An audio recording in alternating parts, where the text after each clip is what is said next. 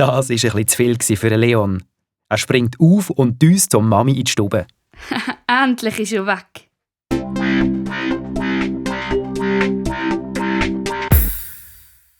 Lili schlägt ihr Vampirbuch wieder auf und will sich gerade wieder neu darin vertiefen. Da steht die Nervensage schon wieder im Zimmer. Und an seiner Hand das Mami. Siehst du? Und dann hat sie mich bissen. Lili, was erzählst du denn wieder für Geschichten? Mann, Leon, bist du ratschen? Und das nicht so unrecht. Schau, damit hat sie ihre Zähne anfeilen. Sie hat gesagt, dass das Blut von kleinen Buben besonders gut schmeckt. Weisst, Leon, du darfst der Lili ihre Geschichten nicht so ernst nehmen. Manchmal redet sie einfach ein bisschen dummes Zeug. Am besten gehst du jetzt in dein Zimmer mit den Lego spielen. Das ist eine gute Idee. Aber es ist wahr. Was sie mir das letzte Mal etwas von Vampir erzählt hat, ist echt eine da gewesen.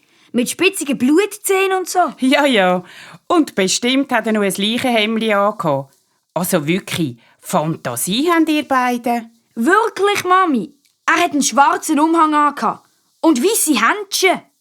Was die Mutter nicht weiss, der Leon hat schon recht. Aber sie glaubt, dass er wieder einig auf der Lili ihre Geschichte hineingefallen ist. Aber was sie nicht wissen kann, ist, dass die Lili vor ein paar Wochen echt mit einem Vampir zu tun hatte. Die Lili hat dort dem Leon eine Geschichte über den Vampir mit dem Wackelzahn erzählt. Und um das alles ein bisschen glaubhafter zu machen, hat sie mit einem Vampir-Zauberspruch aus ihrem geheimen Buch ein bisschen nachgeholfen. Das hat sie aber besser nicht gemacht. Der Vampirzauber war nämlich ein bisschen zu stark. Auf jeden Fall ist plötzlich ein leibhaftiger Vampir durch die Wohnung gejagt. Und nur mit viel Können und einem Trick hat Lili den Vampir vertreiben. Der Leon hat dort alles seiner Mami erzählt. Und natürlich hat sie ihm kein einziges Wort geglaubt. Lili, sag Mami, dass der Vampir wirklich da war. Also gut, Leon. Mami, er war wirklich da. Die Lili sagt das todernst und zwinkert dabei ihm Mami zu.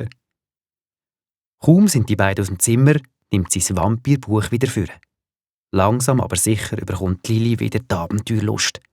Wie wär's, wenn sie sich nach Transsilvanien hexen? Natürlich, das wäre mega gefährlich. Aber trotzdem.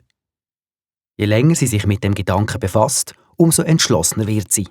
Sie hat auch schon eine Idee, wie sie sich dort hexen kann.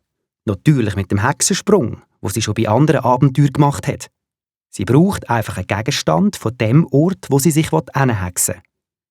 Bei dieser Geschichte mit dem Viktor Vampir hat er beim Abschiedskampf ein Händchen verloren. Natürlich hat ihn die Lili aufbewahrt und ist sehr stolz auf ihre Beute. Die Lili sitzt das Pult und schreibt eine Liste mit Sachen, die sie für ihre Reise nach Transsilvanien braucht.